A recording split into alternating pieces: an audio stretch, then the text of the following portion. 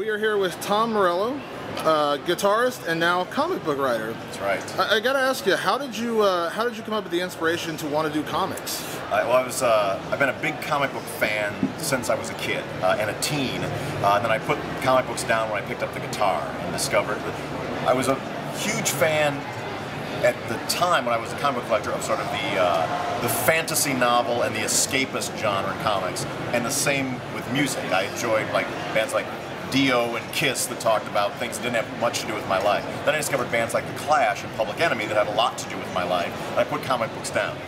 In the interim period, comics have really caught up, and I'm now a big fan of the graphic novel genre. And about 3 years ago, I decided I had a story that I wanted to tell, something that was going to have the breadth, depth, and scope of some of my favorite fantasy narratives like Lord of the Rings or Star Wars or Dune or The Stand, but was infused with a class consciousness in my political worldview. And I thought the graphic novel was the best way to tell that story. I didn't want to be another Hollywood jackass with a screenplay, and I didn't have time to write a 600-page novel.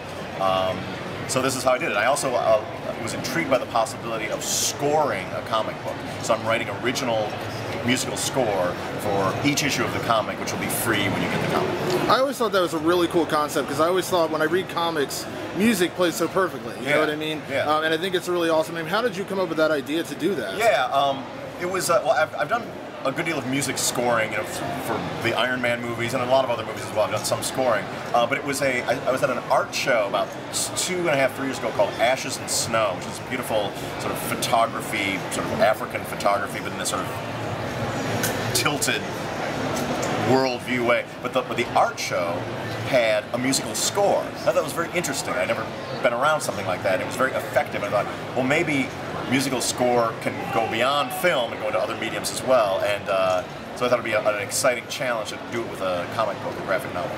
Tell us about the concept of this comic. Some people have read the synopsis, others haven't. So what can you tell us about it? Sure.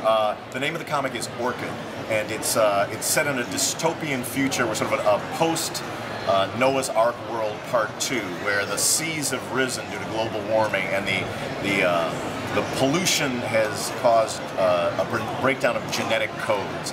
Humans are no longer at the top of the food chain, and it's no longer a world of haves and have-nots. It's a world of have-nothings and have-everythings. And the have-nothings are caught between the ferocious new mutant beasts of the wild and the slave traders of the rich and powerful. In this world, we have our main character named Orchid, who is actually part Suicide Girl, part Joan of Arc, who is a 16-year-old street prostitute who becomes the Spartacus of whores. How did you, you know, the inspiration obviously for our website, Suicide Girls. Yeah. I mean, how did that, the chemistry of those two pieces come together? Yeah, I mean, I really wanted to write from the perspective of the downtrodden, someone who's on the bottom rung of the ladder. She's a teenage girl, she's in the sex trade, she's destitute and poor, and she's our main character, she's our hero. She's the one that has to sort of overcome her personal demons in order to get control of her own life and affect change in this really crazy dystopian future. And with that said, I know you've had some very strong political views over the years, and you know, the climate we're in right now is a pretty scary place. How much of your own ideology or just mindset went into the comic with what's going on in the world today? Exactly. A lot of it, actually. I mean, the one element I thought was missing from some of those, you know, in Lord of the Rings and the Star Wars, there's always a king or a princess who's the, who's the hero. And I always thought there was a great deal of class consciousness missing from those. In reading the Lord of the Rings books, I always sort of in the back of my mind thought that those orc slaves and the vassals of Minas Tirith had more in common with one another than they did with some of the fancy rulers who were cracking the whips over their back. And so I wanted to, a long overdue element of the epic fantasy story is the issue of class, which I've injected a full measure in Orchid.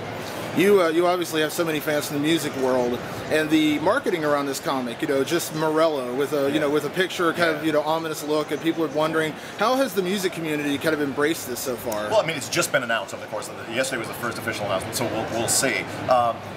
My hope is that you know, you're going to get a healthy dose of Tom Morello music with each issue. So that's certainly a bridge that can be built between the two. And I want I take this deadly seriously. I mean, this is not some side hobby or project that I'm doing. I am fully immersed in this. I'm not farming this out to writers. I am the writer. I am the creator of Orchid, you know, and you know, every element of it. Frankly, it's very difficult juggling all these different things, but every element of it I'm fully immersed in and has my handprint on. Not just my handprint, I do it. And so you're gonna get, I want this Orchid comic book to stand shoulder to shoulder with the best of my working music. Thank you very much for the time, Tom. You got it. Thanks very much. Always a fan of Suicide Girls.